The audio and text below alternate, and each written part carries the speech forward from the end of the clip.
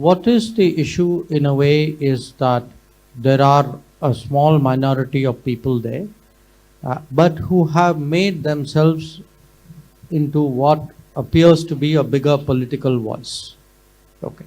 Unfortunately, the politics of that country is giving that political lobby, you can call it, perhaps a degree of play, which I would argue is not just bad for us and for our relationship, I would argue is also bad for Canada itself. Today they are saying things about us, but if you actually look, who first raised the presence of organized crime in Canada? We were telling them. We were telling them and they were not listening. We are truly honored to welcome you all to this highly anticipated interactive session with our Honorable Minister of External Affairs, Dr. S. Jaishankar.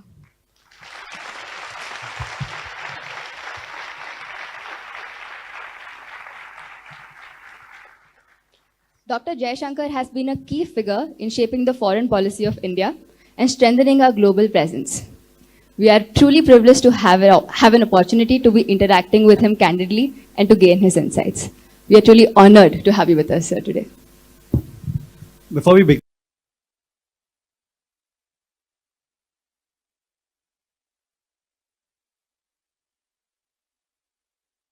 from interrupting the flow of the session, ensure that everyone's phones are on silent.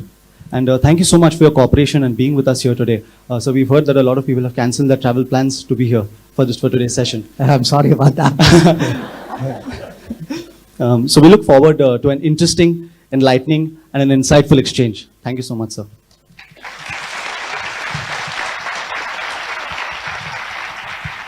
Wow. Sir, I can just feel the excitement in the room and I can't wait to open the floor for the questions. But before I do that, I must ask you. The past 10 days have been so eventful for India. From BRICS in Russia to the USA-Canada-India dynamics to SEO in Pakistan, India has been everywhere and you have been spearheading our efforts. And I must ask you, how do you do it all? How are you everywhere, wherever that you're needed? Well, sometimes I wonder myself. But look, I think in a way you should all see this as a reflection of the times. Don't think so much about how, as you ask me, how am I everywhere? Ask yourself, why does everywhere want us? Why is it that, say, in the BRICS, that they are so keen that India is there? Why is it before that, a few weeks ago in the Quad, they were so keen India is there? Or that we had this SEO meeting for which I went to Pakistan. So there is today actually a kind of a value that people put on India. And that sense of that value, that's actually what drove me to write the class book. Because when I travel around the country, I listen to people in politics, in other walks of life. Look, there are people who are very optimistic and confident about what we will be. There are people who are less so, who see a sort of a problem in every solution rather than a solution to every problem. So it's important to actually appreciate where we are today, and honestly, that sense of you're going out there, you're representing your country, you are making your point. The adrenaline levels are very high when you do all that. So that just keeps you going. So that really is food for thought today. But what inspired you to pursue a career in diplomacy? And as the youth of the nation, what do you think are the skills that we must cultivate so that we can align our personal growth with the greater good of the nation, so that wherever we go, we can leave a lasting impact? So let me. How many of you here are studying international relations or taking some course? Okay. So I was like one of you. Okay. And if you ask me what got me into the foreign service and then thereafter into politics, I don't know, maybe accident, maybe circumstances. I did my master's in international relations. At that time, my idea was really to teach. So I was actually that's why I have more degrees after the master's. It was one of those, situations where I took the UPSC exam. It wasn't, I obviously have enjoyed my life and career after that, but I could have easily been in an academic stream of international relations, except, there was my father, who was in the government, actually urged me very cleverly. Parents are very clever. They know how to get you to do things without actually putting it out there so explicitly. So he made me think, do you want to study what other people do, or do you want to do something yourself? If you want to do something yourself, why don't you look at sort of applied international relations, which what the Foreign Service happened to be. I've always wondered, had we not had that conversation, how life would have been. But look, whether you study it or whether you are involved in it, I think the world is a fascinating place. And it's so much more understandable today. I just came from your wonderful library. Now, this would have been beyond my dream library when I was your age. I couldn't have imagined anything like that. But what today life has done, because, actually the real library is what all of you have been asked to keep silent. When you look at the flow of information today, your access to information, the impact of the world on our lives, on our choices, on our lifestyles, in a way, it's so much more. And I feel today, yes, those who are studying international relations, great choice, but those who are not also need to be very well informed about the world. You can't do business today without knowing the world. Frankly, you can't do pretty much anything today without actually understanding what the world is about, because whether we like it or not, the world has come to our homes. And it's both good and bad. People look, when COVID first came, you're reading about it, something happened in some city in China. Who would have actually thought that 2 years of our lives would actually be totally dominated? So I would urge actually everybody saying, take an interest in the world, follow what is happening here, and shape it, which is why you need to be out there. We can't be a spectator, we can't be an object or a playing field for others. We have to be a player too.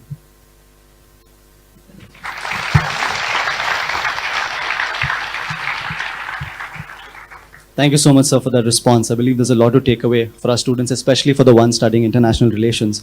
Sir, I've always admired your journey from being a diplomat to now a minister. So how do you think diplomacy changes when you move from the back room to the front room of decision making? And is there a moment where you felt a weight of the shift during your career? You mean in diplomacy or from diplomacy to politics? From diplomacy to politics. Well, see, that moment was a fractional moment because the Prime Minister called you and made you an offer which you could not refuse.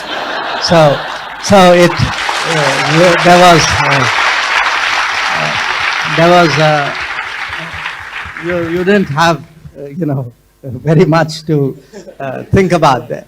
But it's very different. Look, it's very different because when you are in diplomacy, it has its own culture, its own etiquette, its own rules. You both know your profession, but you also know, okay, this is what I have to do, and there's a framework which, you could say in a way, the political leadership determines. Now, when you actually move from that to being part of politics and being part of the political leadership, now that additional responsibility is yours. So I've actually had, in a way, the good fortune. I was a secretary for 3 years. I had a great minister, Sushma Swaraj. I mean, we really worked very, very well as a combination. But I think inside me, I always had that feeling, okay, in the parliament, in the public space, she's there. She is going to explain it, she is going to defend it, she is going to rationalize, whatever it is. I assume from her side, there was a reciprocal, okay, I have this guy who's done 40 odd years in this business, he's presumably reasonably good to reach that position. He can be trusted to execute what it is you're trying to do. Now, from that, now you actually get bumped up. I mean, to to say, be in Parliament, on the floor, take the responsibility, take those positions, make the case.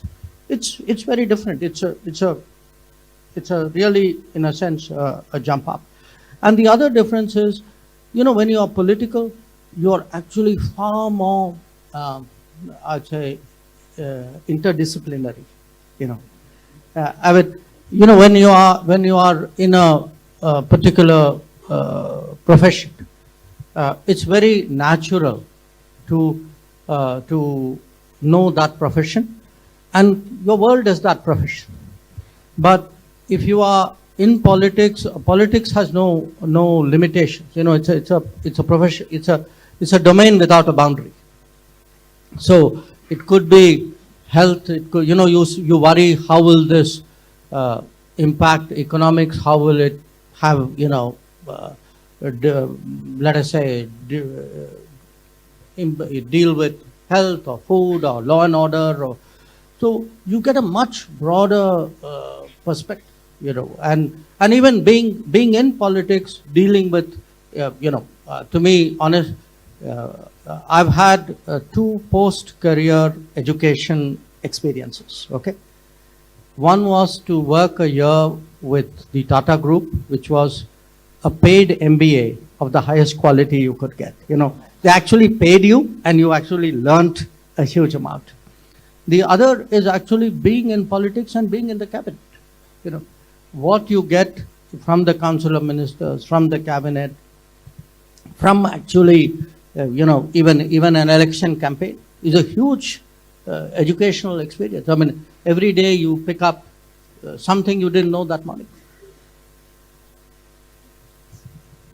Sir, in your very varied and vibrant spectrum of career, you've had and you've served as so many roles, and the way you approach them is so varied. So, in your experience, what do you think is the most undervalued or the most misunderstood challenge that Indian foreign policy faces? And what are we doing to address them?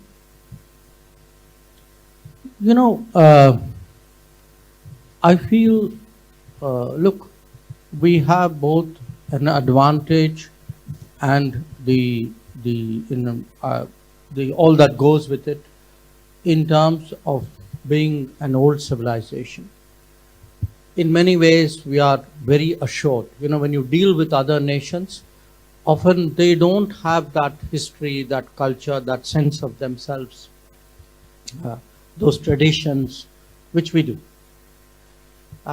It's a huge plus.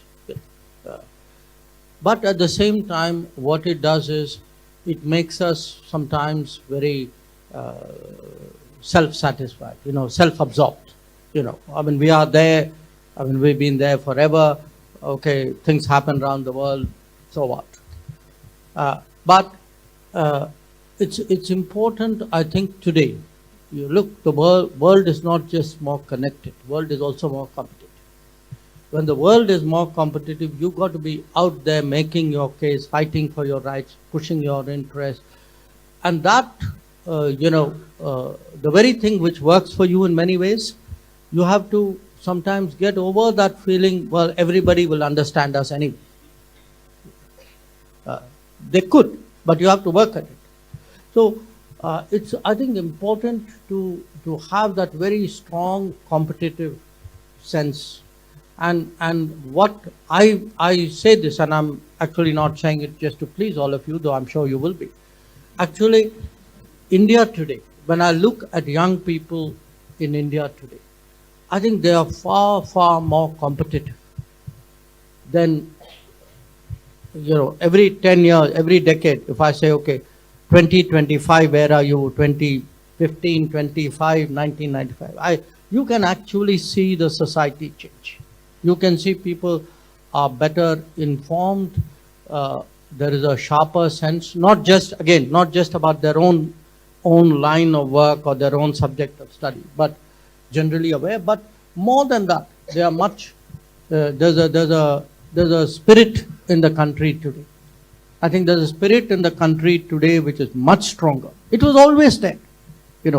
It had to come out more and more. It had to be encouraged. It had to be nurtured. And I think today that sense that, look, there are things we can do. And, when just think back in the last few years, there are so many things we take pride in. We take great pride. Okay, Chandrayaan, we went to the moon. Okay. COVID, we produced our own vaccine, we handled it. Ukraine, we brought our people back. Totally different things. But everywhere there is that spirit saying, okay, there's a problem. I don't think, that problem is not going to defeat. That it's something we can do. And I think sharpening that and encouraging that. And it's both there and it's even fitness, I would say. Again, one of the things I really liked about the university in the tour I did is the fact that, because the physical fitness also adds to the sharpness of the mind. I mean, if you feel good about yourself, your thinking is that much more positive and creating. So I would say, I mean, it's a long answer, but I do think we should resist that temptation to say, we have arrived or, we are complacent. I mean, competition is endless and we have to keep that kind of way going. Thank you, sir. Thank you for that wonderful response. So I do believe that strengthening that spirit that you spoke about is very important, and that's one thing that we should all work towards. So speaking of challenges, since Prime Minister Shri Narendra Modi took office in 2014, India's relations with the West Asian countries and the OIC countries have seen a remarkable transformation. So what has changed from a policy perspective under PM Modi's leadership that has allowed India to build such strong ties with partners who were not so friendly with us earlier? Well, look, in their defense, it wasn't that they were not so friendly necessarily. I mean, I give you the prime example, okay? UAE, United Arab Emirates, okay? Now, the fact is they were there, just across the waters, but there was actually very little effort made to engage them. Now, many of you are studying business, okay? Now, if you don't engage other people in that business, how is the business going to get done? Now, it'll amaze some of you that when Prime Minister Modi went to UAE in 2015, he was the first Prime Minister after Indira Gandhi to go to UAE. Now, this is a country where 3 million Indians live, which is a big oil supplier, which is a very influential political player. But if you don't make that effort, why would they reciprocate? And this more or less has been the pattern, especially in the Gulf, I would say. I mean, I can think of other places as well. So you actually, the first part of the answer is there was a reach out from our side, which they believed was lacking earlier. That's one. Secondly, I told you life is competitive. Look, everybody in the world, every country watches every other country.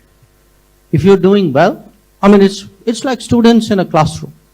If a set of students or you're doing well, everybody else in the classroom knows that, and their view of you is obviously shaped by that. So I think they've also seen in the last decade, okay, this guy is serious, he's really, determined to modernize India, to take it to a different level, and, he doesn't let the sort of the smaller obstacles get in the way. There's a sort of direction he's going.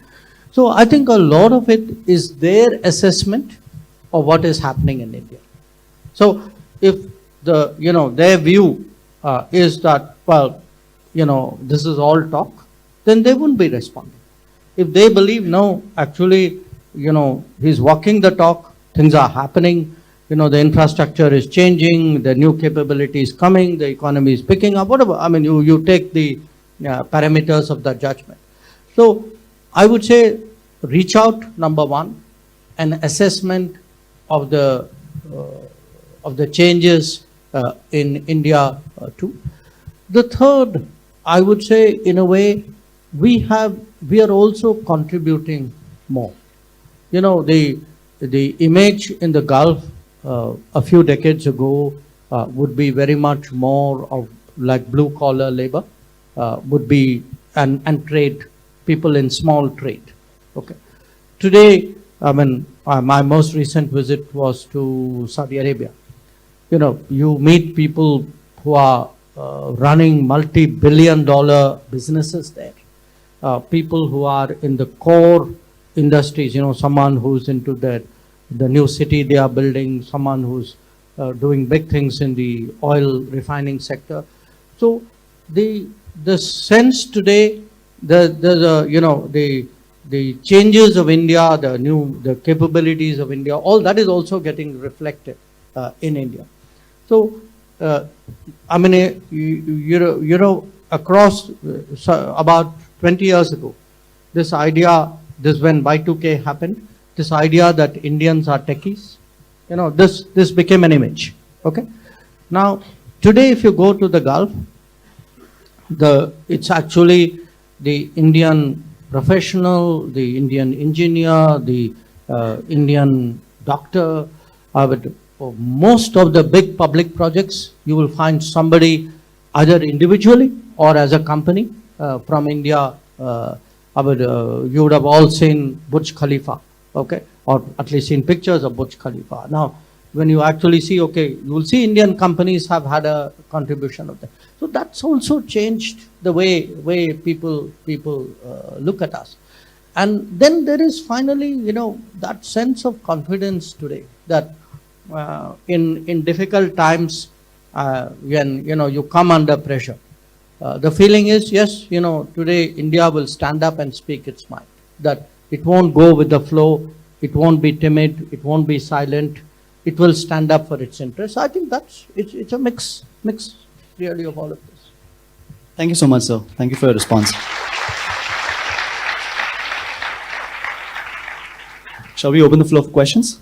Let's take the first question, please.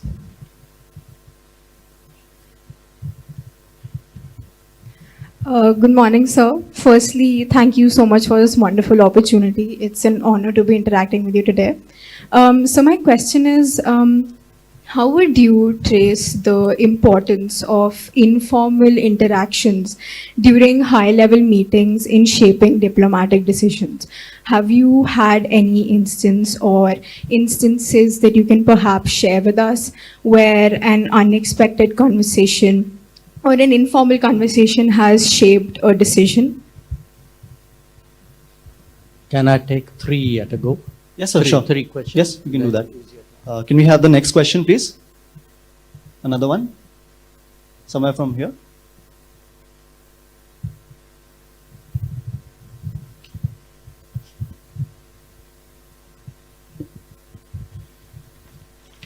Hello, sir. It's beyond an honor for all of us to be interacting with you.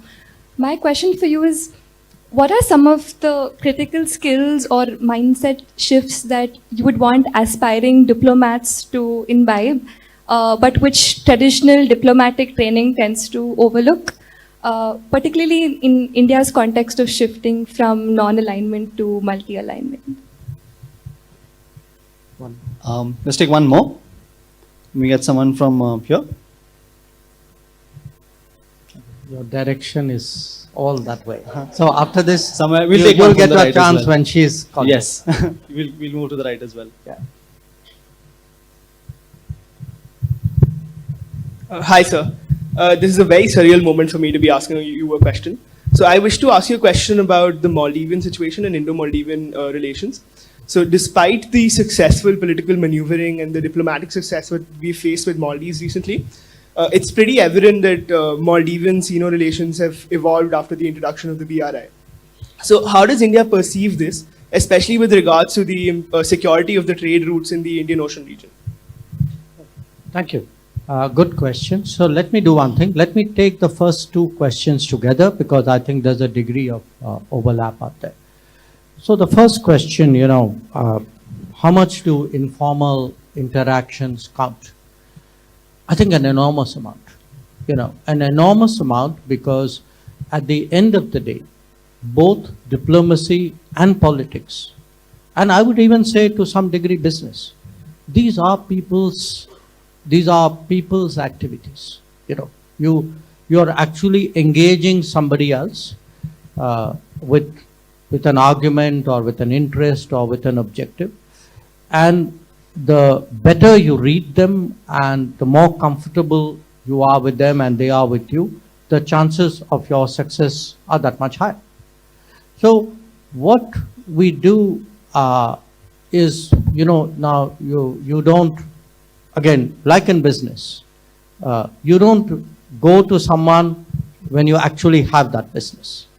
You can, but if you're smart, you'd already know them. You'd make that effort and say, okay, one day I could be doing business, or one day, how do I prepare my ground so that your first pitch is not a transactional pitch. It's a comfortable pitch. So what you do really in diplomacy is you all the time you collect friendships, you collect relationships. So when, for us the most exhausting week is 1 week in September when everybody converges in New York for the UN General Assembly. We just did one this September. You do 15, 20 meetings in a day. You get up in the morning and you're on the go till late at night because you are trying to max the fact that everybody is in the same place, you're getting value for time. But the most important thing is, if you and I are sitting together, we're chatting, and when you do it, when you have these relationships, you also by now have some sense, this person's interested in sports. So, okay, so what movie did you watch? What did you read? How's the family? So you do a lot of that because it's the relationship building which ultimately is applied to a particular situation or a particular problem. So, even in education, this interpersonal skills, this ability to work with your fellow students, to play sports, to do projects together, to even live together. All these are parts of how do you do that. And when you do that, and by the way, the modern technology makes it so much easier. I very often, now that, most foreign ministers are on WhatsApp or Signal or whatever channel they prefer. So, if I do it and I also get message. There are people, if you've done well in a sport or, I know there's a group of us, for example, who discuss cricket. Okay. So, good or bad, you'd get a message. That last match with New Zealand wasn't so great. Okay. So I got a few messages out there. So people make, this is today, it's so much more easier to be connected. And when you do that, it can be birthdays, it can be anniversaries, it just can be fun moments, something you are doing, you send somebody saying, you're looking awful, you need to take a break. They appreciate it. And then it's so much easier to actually talk about the things you need to talk. And so a lot of the reason why you actually see foreign ministers or even prime ministers, move around. And there's a second aspect to it. See, once you also, all of us develop a reputation. You develop a reputation as a country, you develop a reputation as an individual. And you develop a reputation only if you know each other. So there are many situations where, they know if say Prime Minister Modi says that is so, he means it. He will deliver on it. His word is his bond. So that kind of personal interaction and that's the reason why, in fact, I would say 80% of diplomacy is actually informal. You are delivering the last script for a formality or a messaging reason out there in public. The real work is mostly done backstage. And so that then comes to the critical skills. A lot of it is what I said, it's an interpersonal skill. But there is one skill which is very important to cultivate, which is the ability to put yourself in the shoes of the other person.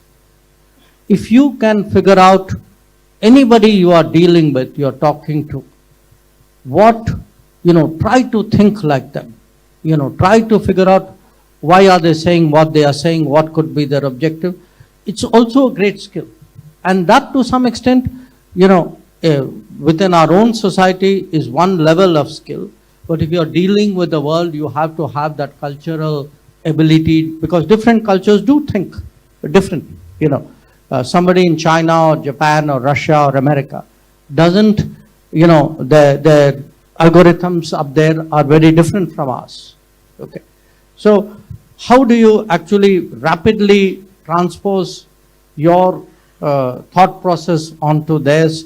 So, it's a look again, I see a lot of lessons out of sports, if you think something which looks as simple as cricket, which is not so simple really, there you have a batsman trying to anticipate the bowler, watching the hand, who's trying to mask the hand, and then the batsman is adjusting, to which the bowler is adjusting, at how many levels in that microsecond is that being played out. So I would say, the reason why it's important to develop, the ability to communicate, because communication is both a absorption and a radiation at the same time. You have to know what to say. You say it the right way, to the right person, with the right nuance. So it's a mix, but I would say in terms of critical skills, definitely interpersonal skills, but intercultural skills. I think intercultural skills are very important. At my age, I would say intergenerational skills also, but that's a different matter. Your Maldivian question. Look, we have a set of neighbors, okay, with whom there's a history, there's obviously geography, there's a lot of shared culture, sociology, etc. Now, the neighbors also will naturally try to see what is it they can get most out of India. Just like we would try and see what we can get most out of our neighbors, okay. This doesn't mean relations are necessarily good or bad. This is what international relations, world politics is about. Now, what has happened in recent years is that for many neighbors, they have also tried to use the relationship with China to their advantage. So, whether we like it or not, China is today the second largest economy in the world, but that's okay. We will also be, if you look at our trends, we are going to be up there too. I have no doubt in my mind. We today are competing with China, and we can compete with China. And again, don't get me wrong, not just with China. I think in the world we have to compete with all the other major players as well. Somewhere our interests would converge, somewhere it would not. But that confidence to compete today, that really will shape our relationship with the neighbors. So in the case of Maldives, you know, yes, Maldives from its perspective will try to optimize all its relationships. But I am very confident that when they look at what India puts on the table, you look at the kind of the importance of that relationship today.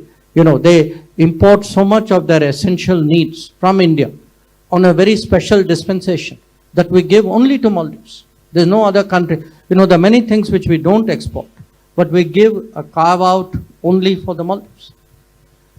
There are, if you go to Maldives, I was there some months ago, you know, you look today at the impact in Maldives. You know, many of the things we are doing in India, like say you would have all heard of Jal Jeevan Mission, getting water, piped water, or electricity. Now, many islands, I was there for an inauguration of I think 26 islands, which had got their water and sewerage connection, thanks to an Indian project. Now, to the average Maldivian, you know, India is a country which has delivered on that. Some of the big infrastructure projects which are today on the skyline in Maldives or on Malay are Indian. One of the major hospitals out there is Indian. So, in fact, if you go around in Maldives, many of the teachers, I must tell you, even school teachers are Indian. So people associate you with education, with health, with infrastructure, with water, with sewage.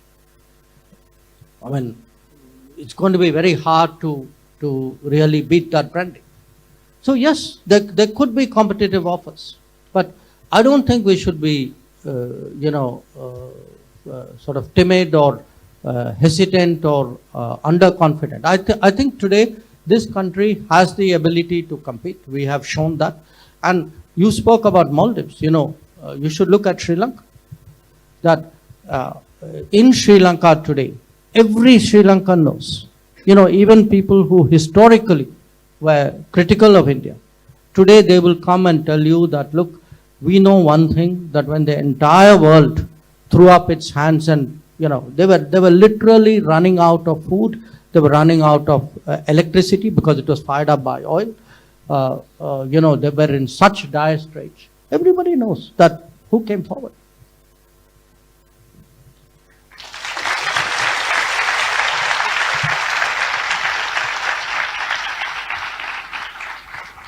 Thank you, sir. Thank you for that response. I'll let Gitika take the next 3 questions, so maybe someone from this section can get a chance. Okay, maybe we can look at someone in the section. Yeah. Since there's so many hands, maybe another one. Yeah. Good morning, sir. My name is Bhavna Seduraman. I'm a final year undergraduate student with a major in international relations. Thank you so much for this opportunity. So on 21st October, India and China came to an agreement to disengage troops along the LAC. 4 years after the deadly clash between the two, Prime Minister Narendra Modi also met President Xi Jinping on the sidelines of the BRICS summit on Wednesday, 23rd. So my question is, how and why did we come to this agreement now? And what can we expect from the future of India and China relations? Thank you. Okay, we can have one more question from the center here.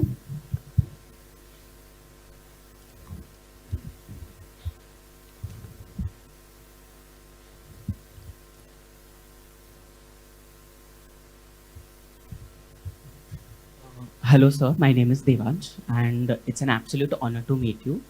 So, my question is, how can the youth of India contribute to promote the values of Vasudhaiva Kutumbakam, drawing lessons from Mahabharata in this polarized world? And what role can students play in fostering global harmony through education, dialogue, and cross-cultural experiences? Okay, and we can have one more from the here.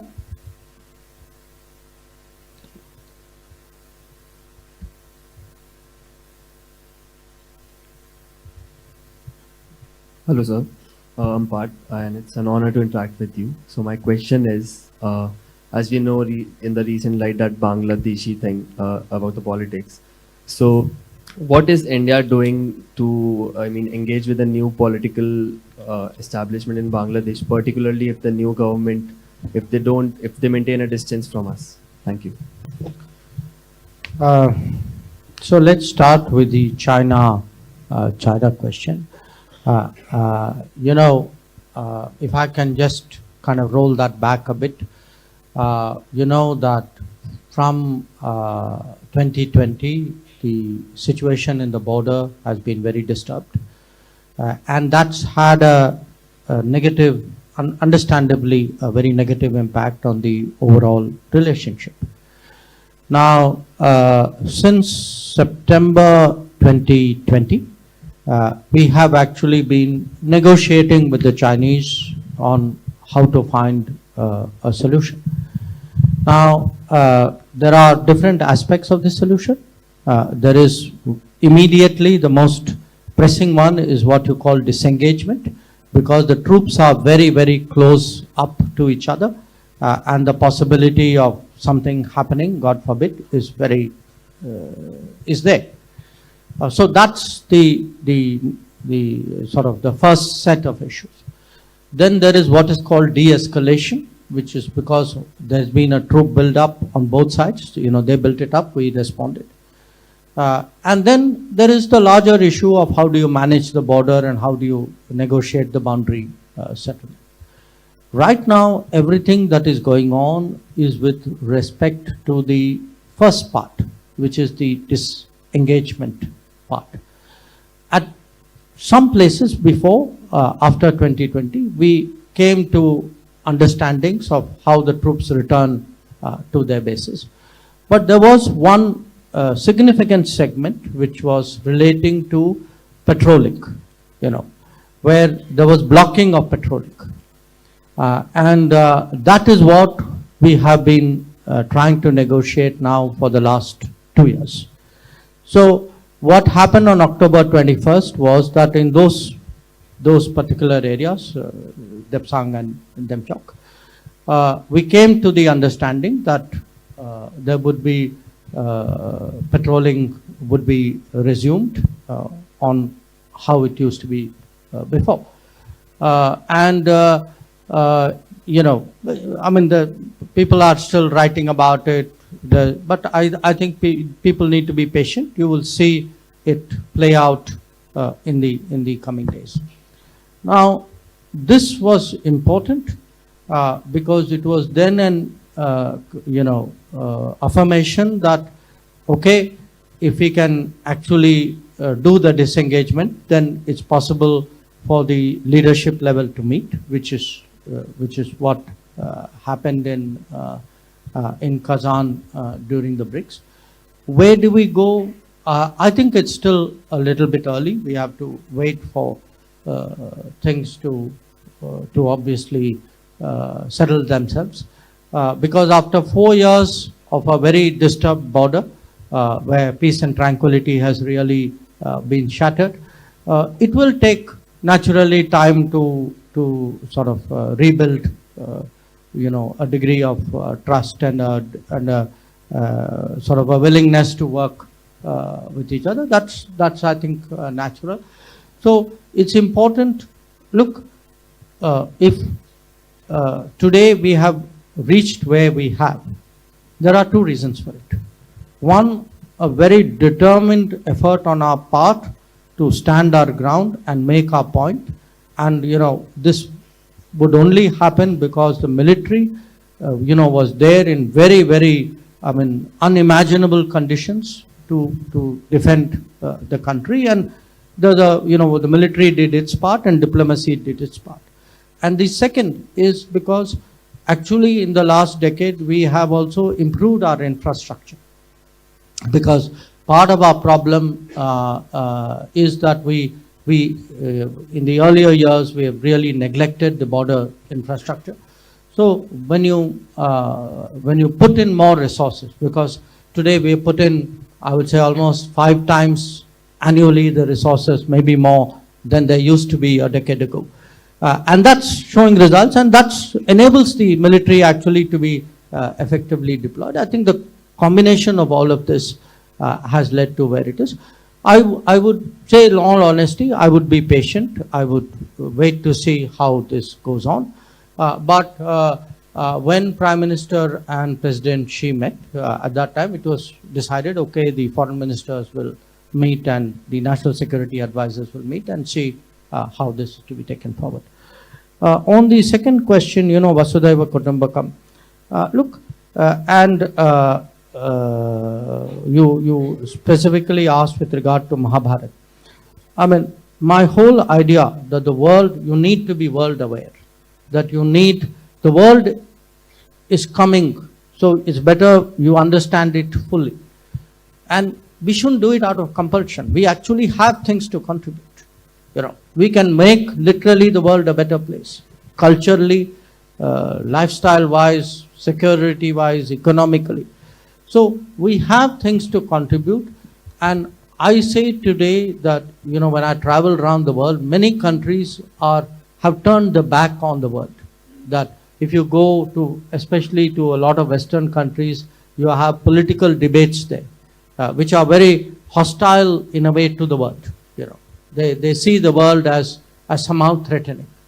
I would say the world, if you understand it well, is opportunity. And if you are culturally, there's one great thing which we Indians have. I've seen people in so many countries, they go there, they localize so fast, they learn the languages, they make friends.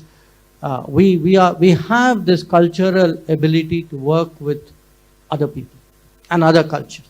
I think we should use it in a way to national benefit. So we certainly should embrace a policy of doing more with the world. And there's a sound economic logic to it.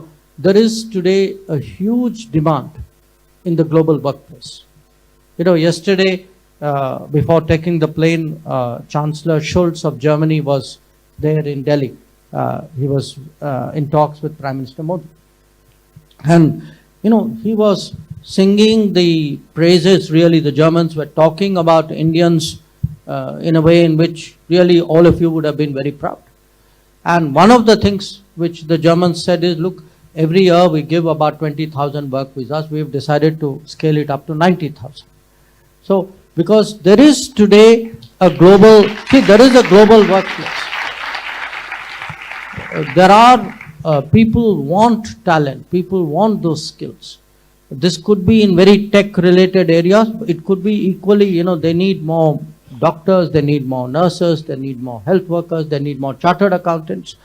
So, when you say there is a demographic dividend, the demographic dividend actually is best realized when you actually deploy it at a global level. And that is something which I think is, for me, if our universities get people's minds looking at the world, and I think here, learning, getting some exposure to a foreign language, for example, is very useful. I mean, if there was something I would have regretted in my education, it is that I didn't learn a foreign language till I started actually working, other than English. So I would say there is a lot. But the Mahabharata part also I agree, because Mahabharata is both an exercise of ethics, but also of realism. That, not everybody in the world is well disposed. There are some people who deserve good treatment and there are some people who don't. And you have to know which one is which, and you have to know how to respond. And there are a lot of learnings, out of that. When do you respond? When are you patient? When do you accept? When do you sort of push back? So I think that statecraft and the strategic lessons which come out of Mahabharata are really something which are very invaluable. And your students' role, look, we need to start early. It's honestly much hard to pick up things with the progression of time. So to the extent young people, when students go out, if students have that confidence to look at the global workplace, and the global workplace, by the way, doesn't physically need to be out of India. You know, I just saw a report, there are global capability centers. These are centers set up by multinational global businesses. There are almost 2,000 of them today in India. I think 1,800 or 1,900 was the number I saw. And their exports are today about $150 billion. So the world as a workplace is also coming physically into India. That's also a phenomenon of our times. So I do think students are the cutting edge today of how India will deal with the world, and that positive mindset which you spoke about is very good. A Bangladesh question, just to round up. You know, look, everything that I said about Maldives or I said about Sri Lanka, it applies to a great extent in Bangladesh as well. You know, when you look at our neighbors, ask yourself, when COVID happened, where did the vaccines come from? When Ukraine war happened, where did the petroleum and the fertilizers come from? When their kids get stuck abroad, you know, in whose flights do they come back?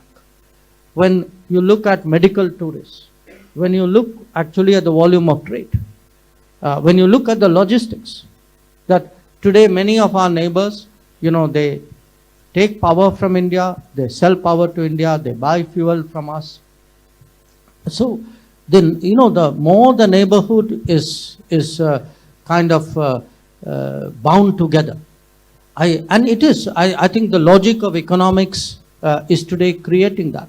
So yes, we will get that political, noise. It happens. After all, there's been a very significant change of regime out there.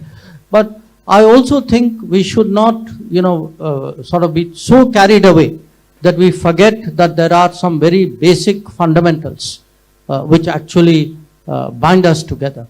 And I think, when people get down to governance, let me tell you, governance is a very, very sobering experience for everybody.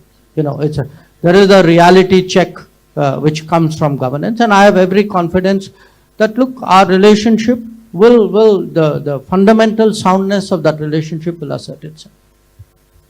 Thank you, sir. Thank you for that response.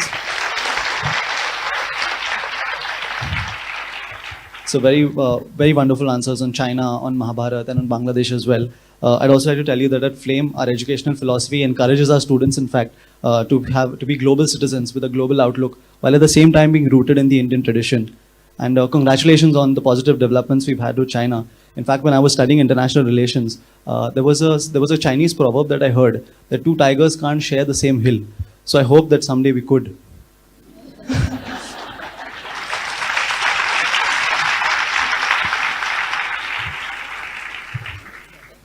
So I'd like to take 3 more questions. So I'm going to take one from each side. So let's take the next one from the right side here. Can we give it to her? The one there? Yes. Thank you. Good morning, sir. So my question pertains to India and Canada. So recently, both India and Canada removed their diplomats from their respective countries. So in your opinion, how can this affect the current as well as aspiring students of India who want to pursue a higher education in Canada?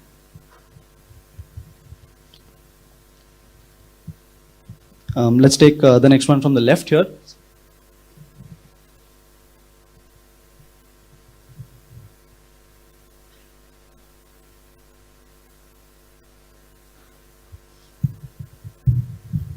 Hello, sir. So for people like us who are passionate about foreign service or want to become like you in the future, what is one advice would you give us to stay motivated, especially when the process may seem more challenging?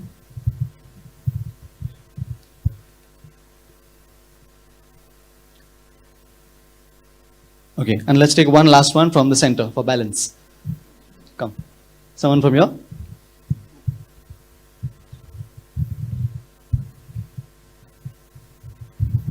Hello, sir. Namaste.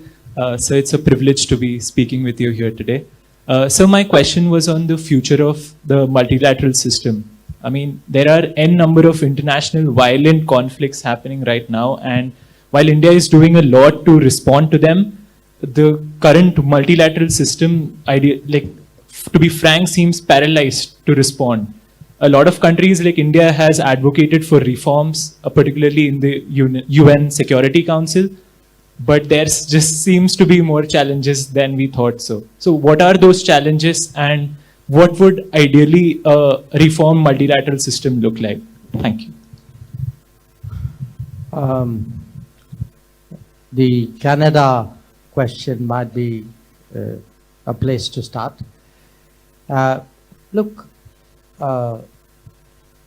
frankly, for us, we see we are really completely sort of reject the manner in which the Canadian government targeted our High Commissioner and diplomats. Let's just look at what is the issue. What is the issue in a way is that there are a small minority of people there, but who have made themselves into what appears to be a bigger political voice. Okay.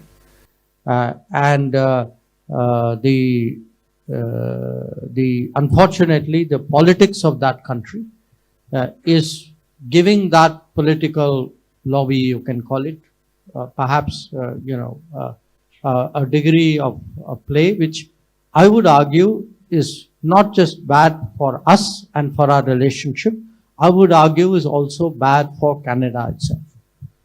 Now, it isn't just, having a view. Many other things have happened in the course of the last few years.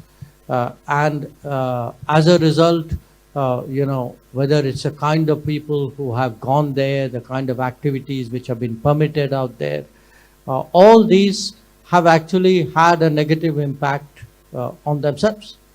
And now, today they are saying, things about us.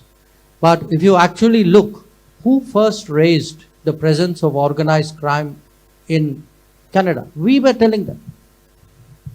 We were telling them and they were not listening.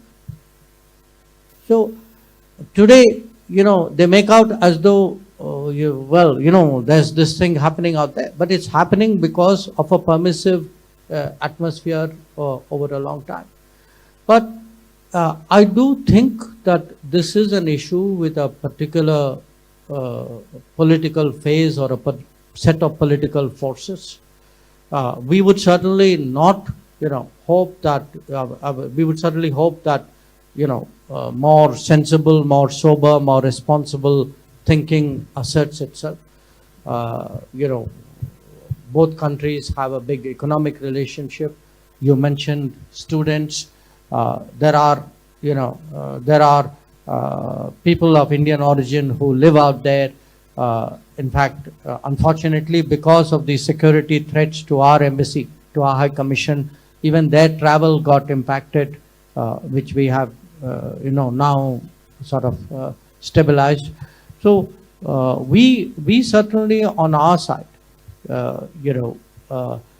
we have actually in many ways been the people who have reasoned with the Canadian system saying, look, don't go down this extremist path. And I would hope that, at some stage that realization is sharper and we find some, some sensible solution. But obviously, if our own national interest and, the integrity and the sovereignty of our country is involved, I mean, it is very natural that we will take the position that we have done. On, your question, how do you stay motivated? Look, I mean, it's important to have goals in life. Okay, it's important to have ambitions in life. Everybody must have something which drives them, which makes them work harder, which says, okay, and which you are testing yourself. Now, sometimes you realize it, sometimes you don't, sometimes you realize it fully, sometimes you don't, sometimes you realize it more than you ever expected it to be. I never thought in my wildest dreams that I'd ever be a minister, but it happened. So I think this is a phase of life where you are actually in a way testing yourself, motivating yourself. It's important to have, friends and people with whom you can discuss similar things, because often it's I say this as a father of 3 children. Often you invite a lot of pressures on yourself during this period. So you need to have people to share it with and peer group to discuss it with. It certainly helps. I mean, if 4 people have the same set of issues they are looking at, let me tell you, it's obviously much lighter. Group, there's a certain group, not just group think, there's a certain group confidence and a group sharing which comes out of it. But I really wish you all the best as an aspirant. I mean, I hope one day to welcome you into the Foreign Service. So all the best. On the multilateral system, here's an issue, and the current world order, you can say, it was it was engineered, or the architecture is 1945. Okay. At that time, if you look at even the number of countries who signed the UN Charter, there were 51, of which some like us were not free. Okay. Now the number of members are 193. So, I mean, I tell people, in any other domain, in a business domain, if a business had grown from 51 to 193, would you still say that the management board should remain the same management board of those 51 shareholders and not have the other 142 shareholders reflected in some? I mean, does that make any sense to you? But it is a reality, because those who sort of enter the door, there's the phenomenon, they close the door behind them. So the ones who are there, in many ways, are the ones who are most resistant to the change, because they want to safeguard the privileges. But what is happening is, you can say, an expanded enterprise with a narrow management is obviously then not able to deal with many other issues. So look at the big issues of our times. What is happening in Ukraine, what is happening in the Middle East, in West Asia, of management of COVID, for example.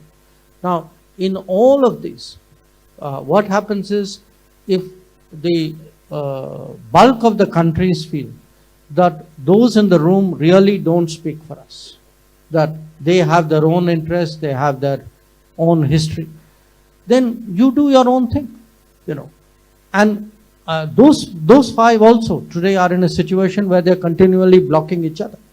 So even in a limited way, there is a certain gridlock out there. So it is something we will keep pushing. We do feel that in a sense, the forces of history are with us. There is every time I go to the UN, I can see more and more people expressing their frustration. So at some point, it will happen. Now, it's a question of staying power and mobilizing power. And that's really what we are trying to do. Thank you, sir. Thank you so much. I'll let Gitika take the Sir, next actually, it is really fascinating to see how India is approaching these global situations, because even here at Flame University, we are encouraged to approach these complex situations not in silos, but to actually understand how they actually interact and demonstrate themselves in reality. So I think it's very reassuring and rather encouraging for us to keep at it, because we can see the same principles are being applied even in leadership. So I think that's a really good takeaway for our students. Let's move on to the next question. Maybe we can have someone from the left here.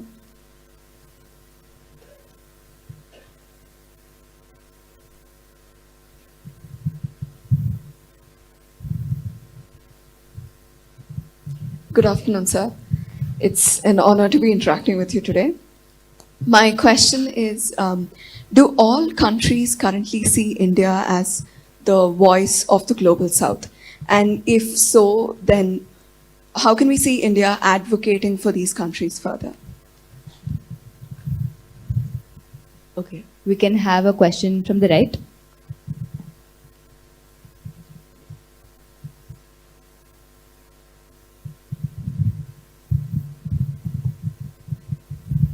Greetings, sir. It is an absolute honor to stand before you and ask this question. Thank you so much for this opportunity. My question is in line of the vision of many friends, few foes, greater goodwill and more influence, as described in your book, The India View, which also happens to be one of my favorite books. How can India really leverage its cultural diplomacy to enhance our foreign policy, to strengthen our international ties, and maybe explore and expand our global influence? How do you think we can utilize our cultural diplomacy? Thank you. And we can have one from the center. Hello, sir. I'm grateful for this opportunity.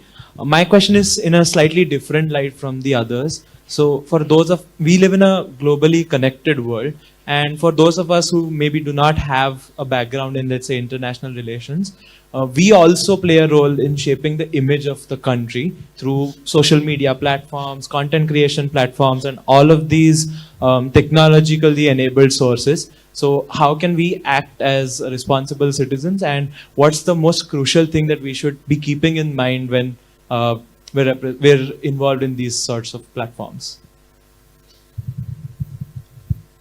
The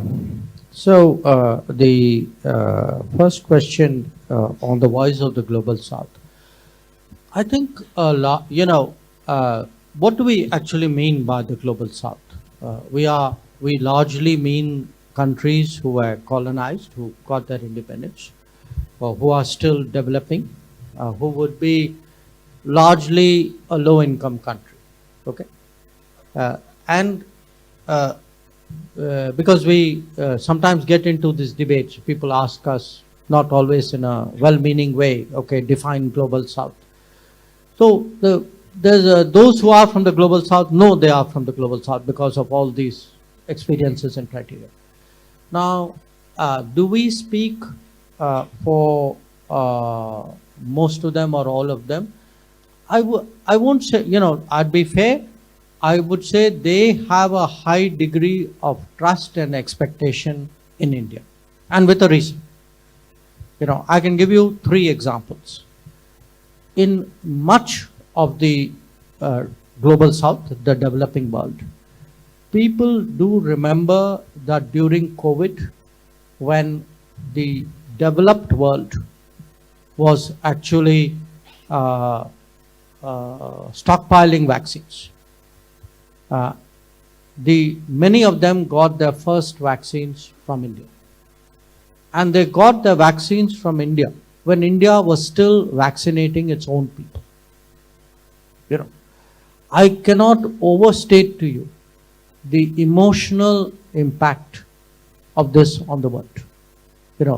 In my travels, even now people bring it up, but particularly I would say the first year after COVID, I've had people with whom there's even a linguistic barrier. They spoke a language which I didn't, but they tried to come up to me and sort of tried to signal in some way that, sort of thank you for what you did.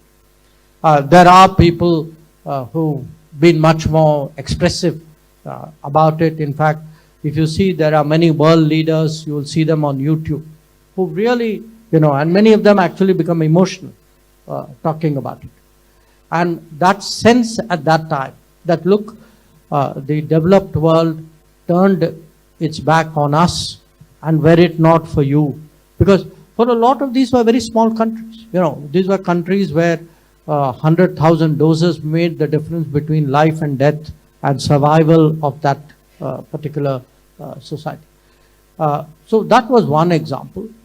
A second example was actually Ukraine, where the widespread sentiment in the global south was, okay, you stood up and said what was to be said. We would have loved to say it. Unfortunately, opposition didn't allow us. But believe me, actually, we share those sentiments. A third example would be during our G20. For many, many years in G20, the African Union wanted a seat. So every G20, and I've attended almost without break the last 11 of them, every G20 would begin like this. The first day of the G20, everybody tell the African Union, don't worry, during this meeting we'll take care of you. At the end of the meeting, when nothing happened, they'll say, you know, sorry, this time we couldn't do, next time we will look at it. So they kept kicking it down the road, down the road. Now, the fact that we actually took up this cause and in many ways pushed it in a way in which everybody had to accept.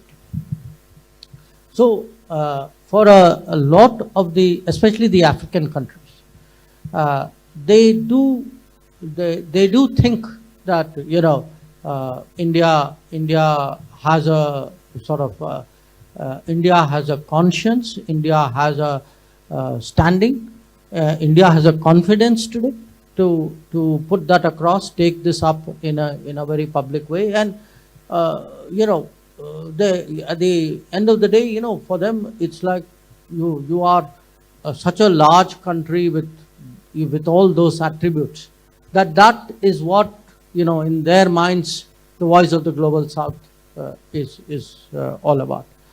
It leads actually to the cultural diplomacy question, because it isn't just, our size, our population, or our, economic strength. Those are very critical attributes. But somewhere there is also that civilizational sense of India, a feeling that, look, Indians, India takes a long view. India is not plays a purely tactical game. That when Indians take positions, it's thought through. It could be. Today.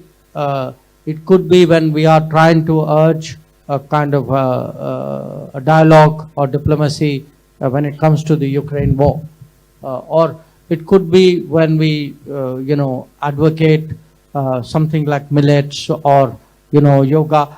And I think the cultural part of it is very much a very intrinsic facet of that civilizational image of India. Look around the world. There are, in modern days terms, there are not many nations which can say, I'm actually an old civilization which is a modern state. There are very, very few. And therefore it's important for us, quite apart from the fact that many of our cultural practices, frankly, have benefited the world. When I look in the last 10 years, how much yoga has actually spread in the world, it's amazing. I remember the pre-2015 period, where it would be a relatively marginal activity in a few countries. So it has actually become globally mainstreamed in a way, and people slowly understand that this is not just something purely physical. So that aspect of it is also getting through. And the last question. Look, again, it's not my intention to say people who study international relations alone should look at the world. I actually have a pitch that I think everybody should look at the world. Today, a business person, a technology person, a famous, person, accomplished person in arts, let us say, all of them together actually build our, international image. As I said, one of the best things which happened, when you look at India-US, for example, one of the reasons why the relationship took off was because this image of this, the Indian techie, these are hard-working people, you can trust them, they are family-centric, they're responsible, contributing citizens. This is the kind of image today that we have. So even in countries where there are very, very fierce immigration debates going on, people actually like Indians.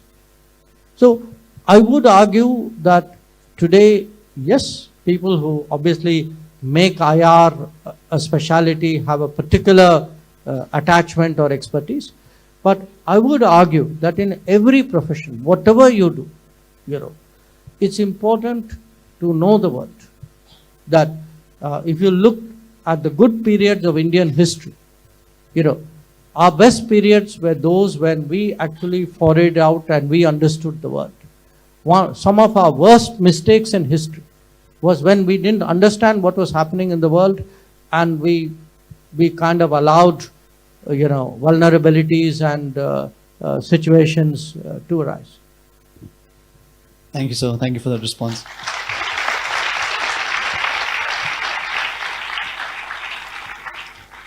Yes, Last sir. round. We take one last round. Okay, one last question, please. One last round? Okay, sure. Let's take 2 more. Okay. Can we have a question from here? Someone there, in the corner there? Yeah?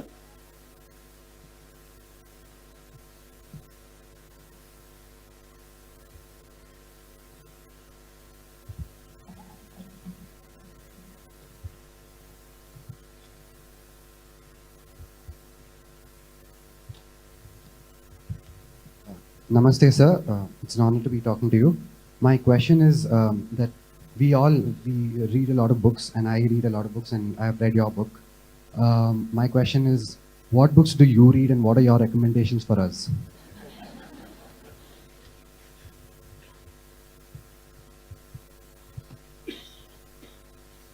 Okay, let's take one from the left here.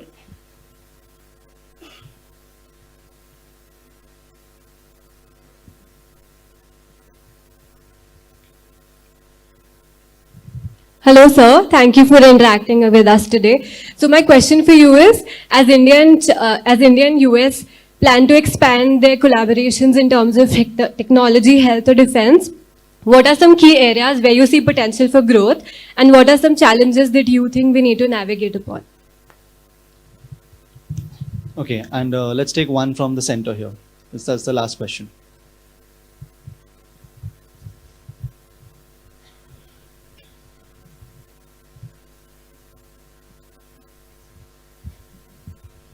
Hello, sir. It's really an honor to be speaking to you. It feels like a dream. So I have a very light question as compared to the others. What is one question that everyone asks you wherever you go?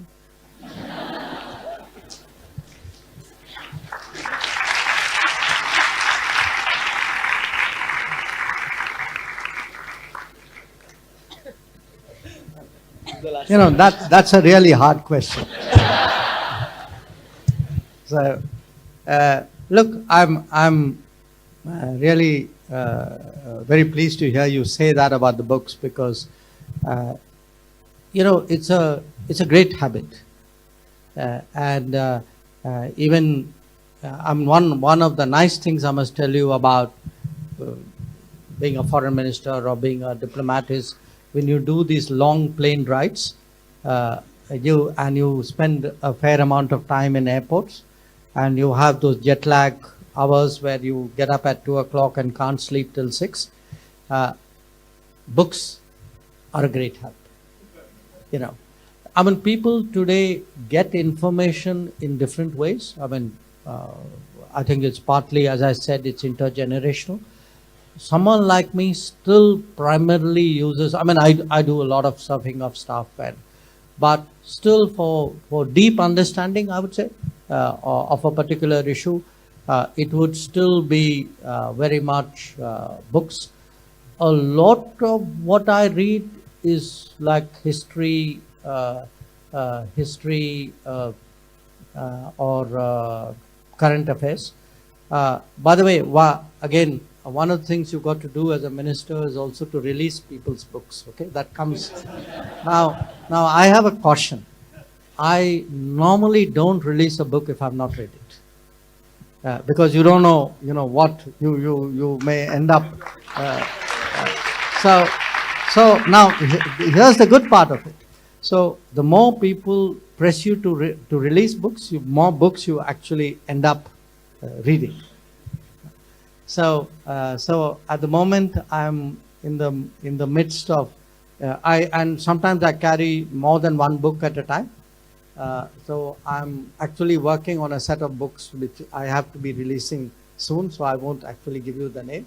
But one is like, it's on economic choices which we have made in the past. The others are is a pure history book related.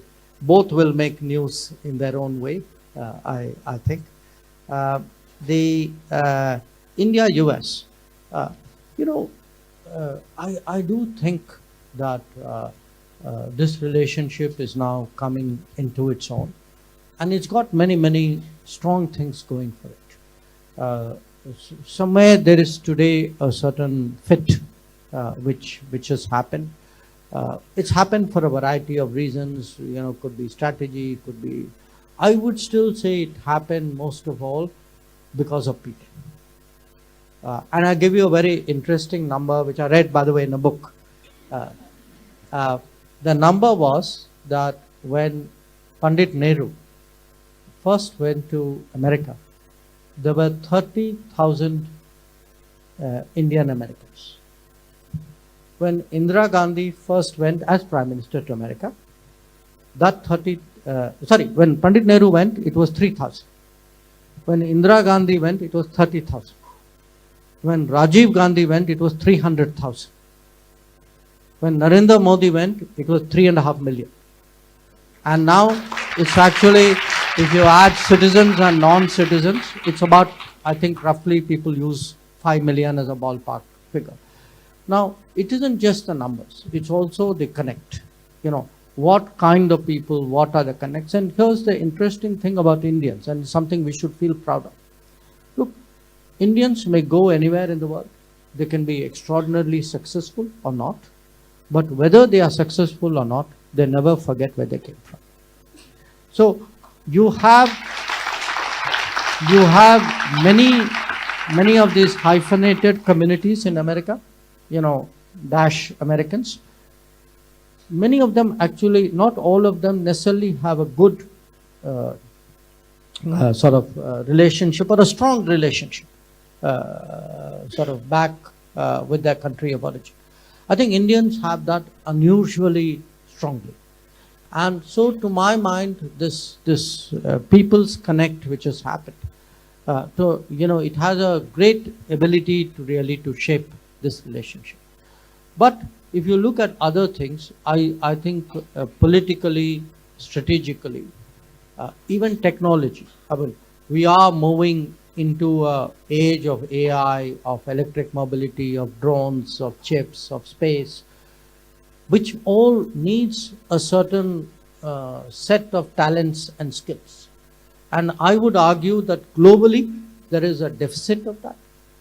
And if there is something which India can bring to the table, I mean, I heard Prime Minister actually say something very interesting yesterday. He was telling Chancellor Scholz, he said, you know, the last century, countries grew by their control over natural resources. In this century, countries will grow by the quality of their human resources. And if you look at it, because this thought actually really stuck in my mind, because in that one sentence, the quality of, in fact, almost everything which Narendra Modi is trying to do eventually goes back to that. That if you look at all these, at the programs, that if your health is better, your nutrition is better, your education is better, you have electricity, you have water, you have housing, every part of it eventually feeds into the quality of human resources. So I would say that in a more technology-centric era which is coming, a more globalized era which is coming, one where the strategic alignments with the US would become stronger, I actually feel this is one relationship. It will not happen automatically. It will not be free of irritants and problems. It's natural. But it's one where I see very strong growth possibilities. So then we finally come to the question of questions. I don't know. It's hard really to think of a single question which people ask. It's also changed. My first few years as foreign minister, a lot of people would ask me saying, like, how did it happen? What does it feel like? How do you adjust to it? There were even people who asked me saying, why did you leave that high-paying job you had? So there's a little bit of it. I think it depends. TV interviewers get a lot into these trick questions. That's the one which I am a bit careful about. Thank you, sir.